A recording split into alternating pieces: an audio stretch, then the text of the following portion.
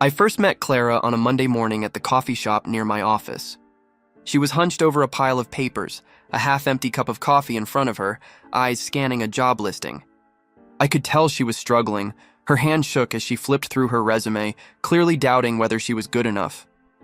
She was young, just starting out, with big dreams and not enough connections. Sounded familiar, right? I used to be the same way.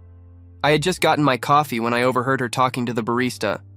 She was explaining how she had applied to dozens of companies, but no one was interested in hiring someone with her lack of experience.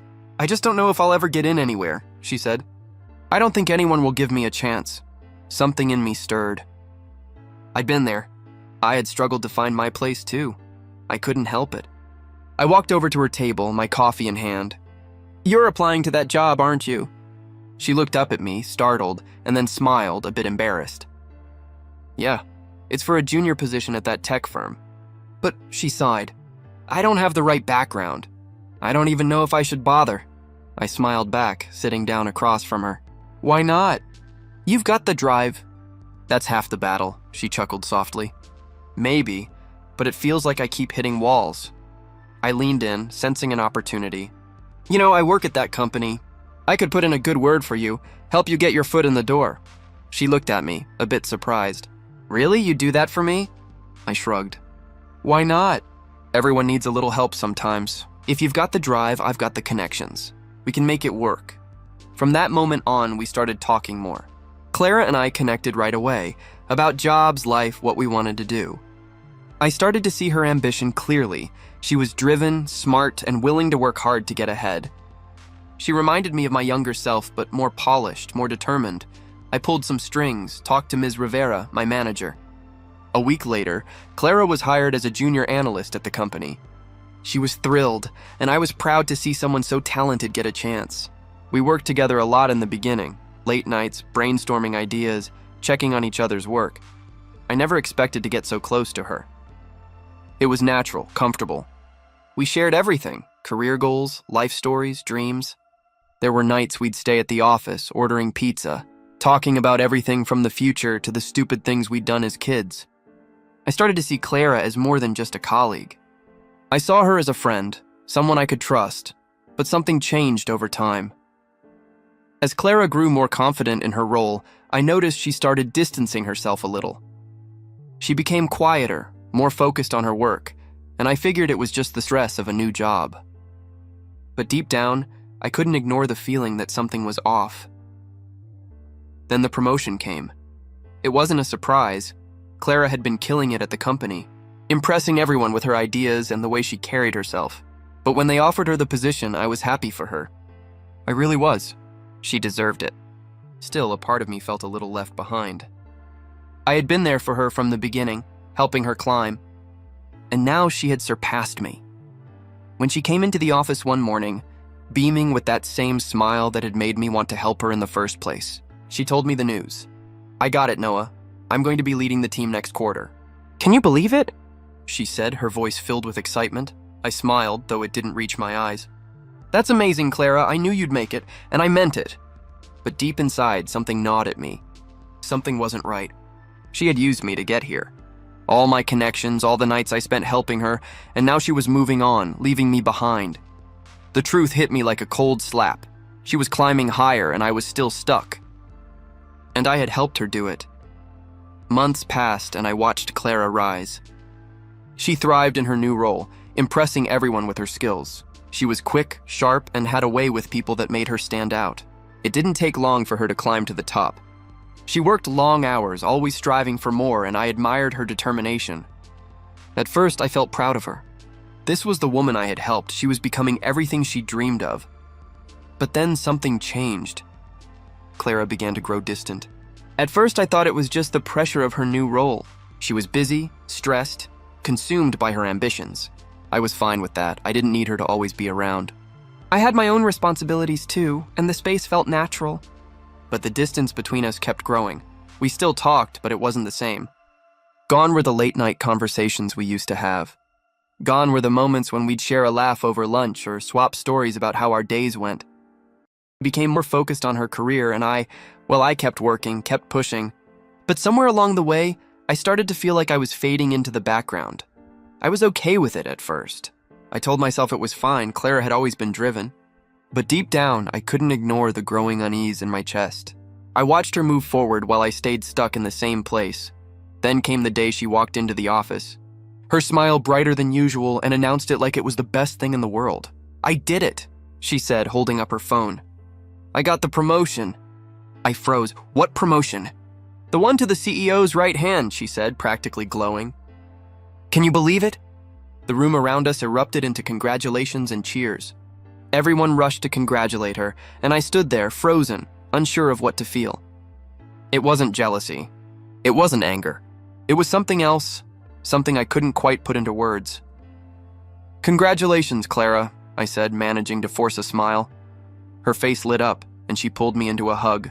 "I couldn't have done it without you, Noah. Seriously, you helped me get here." I smiled through the hollow feeling in my chest. "I'm glad I could help." But the truth was, I didn't know how I felt. She had done it. She had reached the top, and I was left standing in the shadows, still stuck in the same role I'd had when we first met. It wasn't that I wasn't happy for her, I was. But there was a quiet bitterness bubbling inside me. It wasn't her success that bothered me. It was my own failure. I had helped her get this far, but I wasn't moving forward myself. I had helped her climb, but where was my climb? Where was my recognition? As the day went on, I couldn't shake the feeling. I kept replaying her words in my mind. "You helped me get here." But the truth was, I didn't even recognize myself in that sentence anymore. As everyone congratulated Clara, I slipped back into my desk, pretending to focus on my work. But my mind was miles away, lost in the thoughts I couldn't shake. She had made it. And I hadn't. I looked over at Clara, now deep in conversation with Ms. Rivera, laughing at something Ms. Rivera had said. Clara was all smiles, her eyes gleaming with the excitement of the promotion. It was supposed to be a moment of celebration, but all I could see was how far apart we had become. Ms. Rivera caught my eye, and for a brief second I saw something in her face, something unreadable. But she quickly shifted her gaze and turned back to Clara. That was when it hit me. Clara had outgrown me. I had been part of her rise, but now she didn't need me anymore, and I didn't know how to handle that. Clara's rise was unstoppable. She had become the star of the company, impressing everyone with her relentless drive and intelligence. Watching her thrive was supposed to make me proud, and at first I was. I had helped her get here. This success was partly mine too. At least, that's what I told myself. But things started to shift. Slowly at first, little signs that she was distancing herself. Late nights turned into even later nights. The conversations that used to be hours about work, about life, about everything, started to happen without me. The team relied on her more. I could see her slipping away from the person I thought she was, the person I helped her become. I tried to ignore it. She was busy. She had a lot on her plate. I understood that, but it wasn't just the late nights. It was her. The look in her eyes when she walked past me in the hallway, distant, distracted, like I was invisible. Then one day, I walked into the office to find Clara sitting at the table with the CEO. They were laughing together, their heads close, and for a moment I couldn't move. The sight felt wrong. It wasn't just her, the way they looked at each other, the way their voices blended together. It was something I couldn't ignore. Clara saw me standing there, frozen in the doorway. Her smile faltered and her eyes locked with mine. There was something there, a flicker of guilt maybe, but it was gone just as quickly. She turned her head back to the CEO, whispering something to him. I couldn't stand it. "Clara," I said, my voice tight. She turned toward me, her expression now neutral, almost cold. "Noah, I think it's time for you to step back," she said, as if it were the most casual thing in the world. I blinked. "What do you mean, step back?" She avoided my gaze. "You've done enough here. I'm moving forward, and I think it's best if you stay in your lane for now." The words hit me like a slap. I staggered back, my head spinning. I wasn't prepared for this. I wasn't prepared for her to pull away like that, like I meant nothing. All this time I had helped her, supported her, and she was just going to throw me aside? I opened my mouth, but nothing came out at first. The silence between us felt like it would stretch forever. Then I finally spoke. "What do you mean, step back?" "Clara, we've been working together for months. "I said I think it's time for you to step back," she repeated, her voice even. "I'm the one in charge now, Noah. You've had your chance." "It's my turn." I stood there, stunned. The betrayal was sharp, cutting through everything I thought we had. She was talking to me like I was just another employee, not the person who had believed in her, who had fought for her. I turned to leave, feeling the weight of everything crashing down on me, but I couldn't walk away without confronting her. I wasn't going to let her get away with this. I spun back around, my eyes burning. "You think you can just push me aside? After everything? I helped you get here. I built this for you." She stared at me, unfazed. "I did what I had to do, Noah. Don't you get it?" I shook my head. "What you did was use me. You used everything I gave you. I thought we were friends, partners, but I guess I was wrong." "Maybe," she said softly, but there was no remorse in her voice.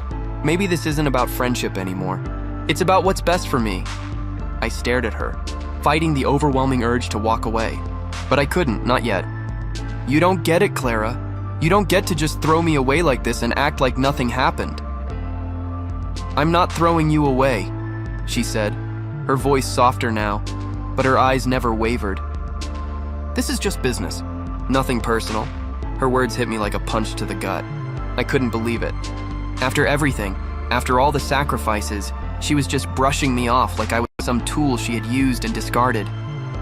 I stood there for a moment, feeling a bitter sense of realization. I had fought so hard for her, for us, and now she was leaving me behind, as if none of it mattered. I turned and walked out of the office, each step heavier than the last. As I walked back to my desk, I could feel the weight of everything crashing down on me. Clara had done it. She had used me to get where she was. She had taken everything I helped her build, and now she had nothing left to give me. I sat at my desk, staring at the papers in front of me. The office felt emptier, like it was all fading away. And that's when it hit me. She had already moved on. She didn't need me anymore. I thought I had helped her build something. But in the end, she had used me to climb the ladder and then left me behind. I wasn't just angry anymore. I was done. After Clara's betrayal, I felt like something inside me shifted. I couldn't stay passive any longer, couldn't keep letting her control my emotions and my life like she had for so long. I had been a fool thinking I could help her succeed without understanding that she would leave me behind when it suited her. No more.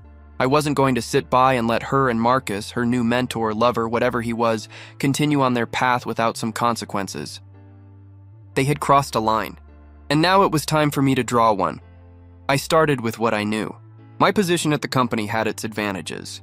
I wasn't in the top tier, but I had built enough connections over the years to get some inside information. People trusted me, or at least thought they did. I began gathering everything: emails, texts, company files that were never meant to be seen. It felt like I was crawling through the dirt, but I wasn't going to let that stop me. I didn't need to act fast. Clara had made her move. It was time for me to make mine. I didn't want to expose her yet. No, I had a different plan in mind. I'd play the long game. Let her think she was untouchable. Let her get comfortable in her power. I watched. I kept my distance, but I kept my eyes on her. I saw how she walked into the office every day, head held high, her eyes locked on Marcus, following him like a shadow.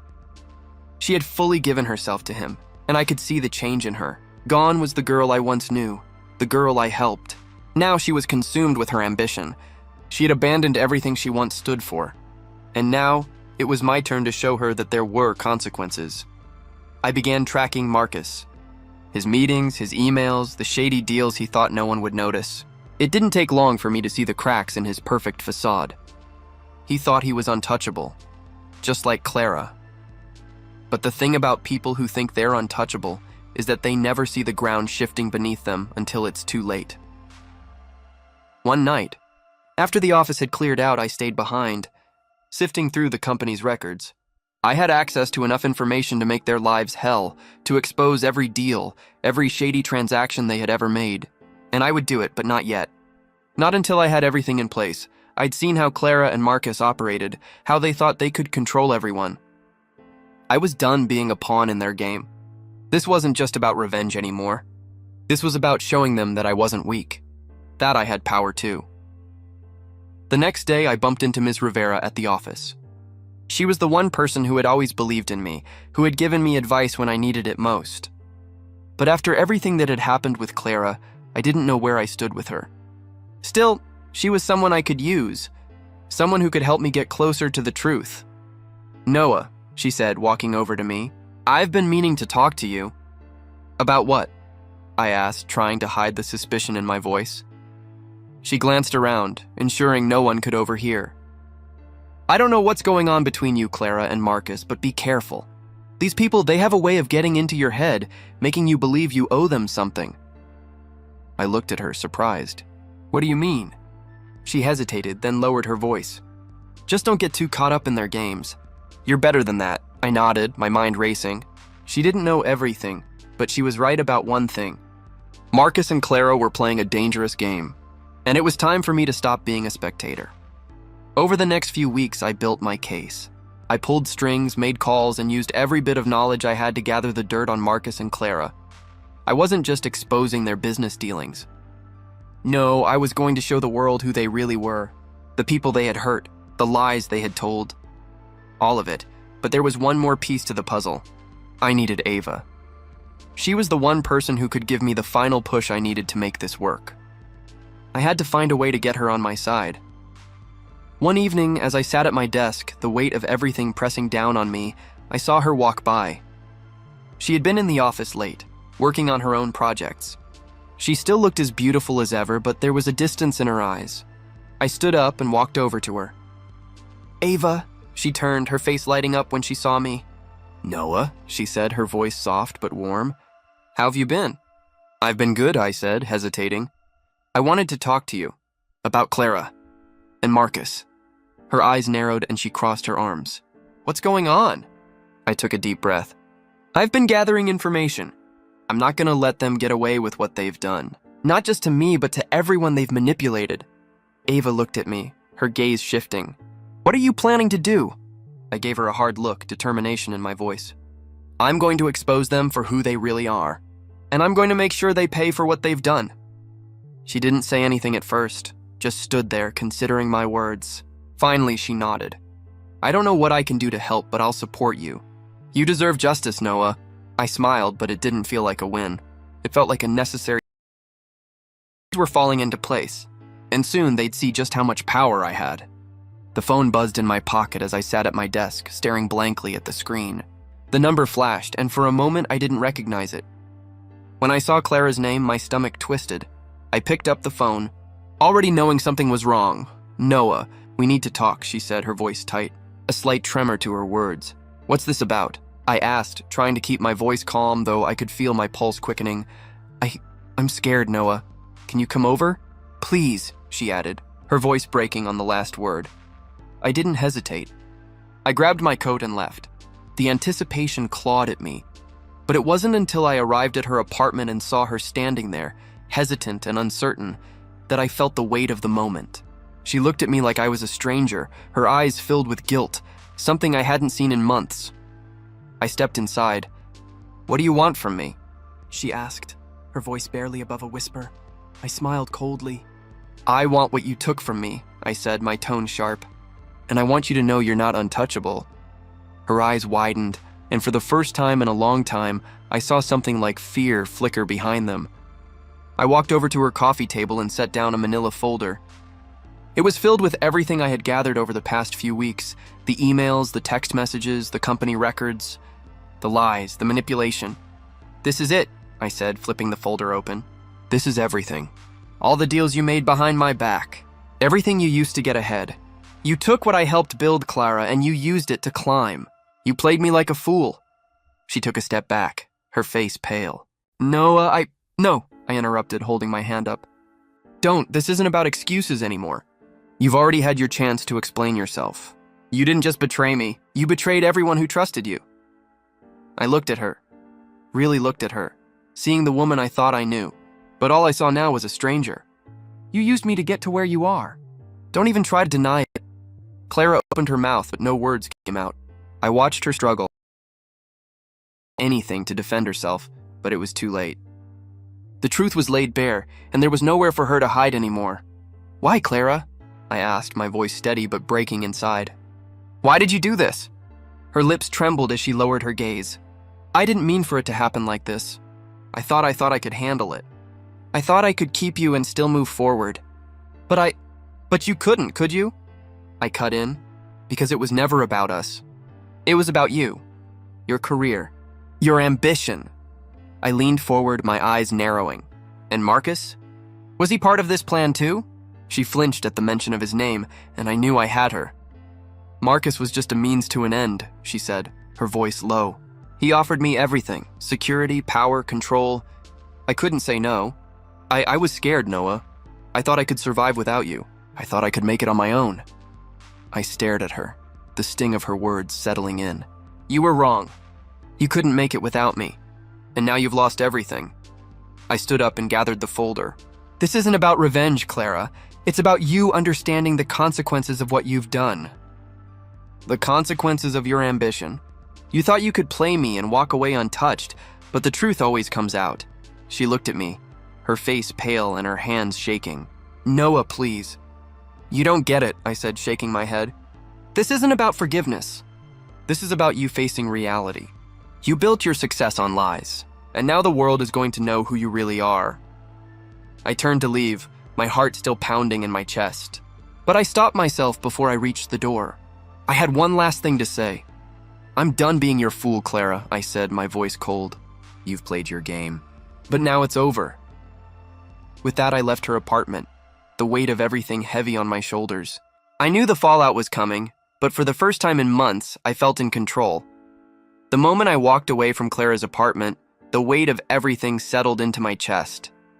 I thought exposing her would give me some sense of closure, but as I stood on the sidewalk, I realized I didn't feel the victory I expected. Yes, I had exposed the lies, forced Clara to face what she had done. But in the process, I had also uncovered something about myself. The anger, the bitterness, it had consumed me. I'd spent so much time seeking revenge that I had forgotten the person I used to be. The person I wanted to be. I was no longer the man who would help anyone without hesitation. The man who believed in second chances. I had become someone else. Someone hardened, cold. I hated that version of myself. The next day, I found myself standing outside her apartment again, my heart pounding as I debated whether to go inside. When she called, I didn't want to answer, but I had no choice. I wasn't done with this. She opened the door, her face pale, her eyes red-rimmed from the night before. I could see the weight of everything on her shoulders. She wasn't the woman I once knew. She wasn't the confident, ambitious Clara. She was broken. Come in, she said, stepping aside. I entered slowly, watching her. I didn't know what to expect. She had lost so much in such a short time, and I couldn't help but feel a twinge of guilt for what I had done. But that guilt didn't stop the anger from simmering inside me. We sat across from each other, the silence between us heavy. I could feel the tension building, and I wanted to break it, but I didn't know how. I had been so sure about everything, about the revenge, about my plan to expose her, but now I wasn't so sure. I wasn't sure about anything anymore. What now? She asked softly, her voice trembling. I looked at her, and for the first time in a long time, I didn't see the woman who had betrayed me. I saw someone else. Someone lost. I took a deep breath. I don't need you to choose me, I said, my voice steady. I need you to choose us. Choose something real, Clara, not this game you've been playing. Her eyes met mine, and for the first time in what felt like forever, there was nothing between us. No walls, no light. For now. I don't know if I can, she whispered. I felt a pang in my chest. I'm not asking for perfection. I'm not asking for a miracle. I just need to know that you're not running anymore.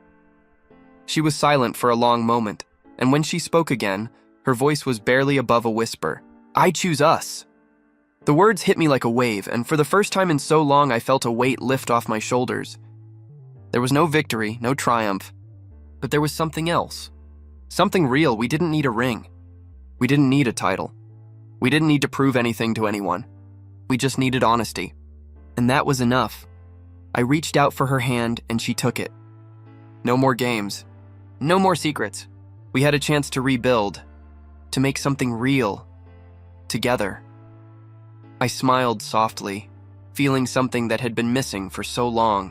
I know I've made mistakes, but I'm ready to make things right, Clara. I'm ready for us to move forward. She nodded, her eyes meeting mine with a quiet understanding. So am I, Noah, so am I. In that moment, I realized I wasn't the man who had sought revenge anymore. I wasn't the man who had let bitterness control his life. I was the man who could let go of the past, who could forgive, and who could fight for the future. We didn't need anything else. Not right now. Not when we had this, the truth between us, the choice we made to try again. And in that quiet moment with her hand in mine, I knew we were ready. The road ahead wouldn't be easy.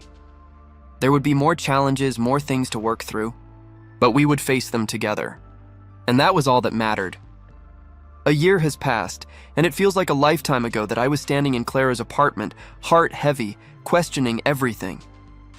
If you had told me then that I'd be here with Ava by my side, stronger than ever, I probably would have laughed.